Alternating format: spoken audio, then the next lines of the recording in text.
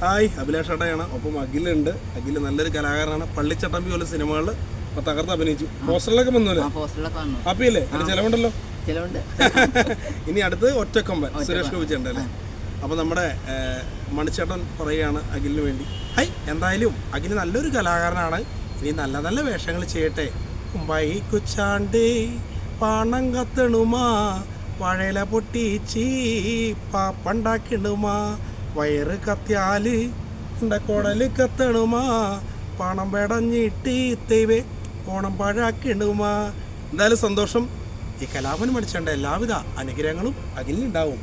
കുറച്ചവൻ എന്തു പറയാനോ, നല്ലൊരു കലാകാരനാണ്. പള്ളിച്ചട്ടമ്പിക്ക് ശേഷം നല്ലൊരു വേഷം ഈ കുട്ടിക്ക് കിട്ടട്ടെ. മാമുക്കോടെ എല്ലാവിധ ആശംസകളും.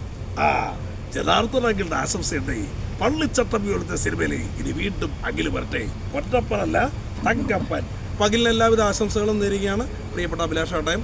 അഖിലിൻ്റെ യൂട്യൂബ് അഖിൽ എന്നാണ്. അത് ഒന്ന് സബ്സ്ക്രൈബ് ചെയ്യുക, ലൈക്ക് ചെയ്യുക, ഷെയർ ചെയ്യുക.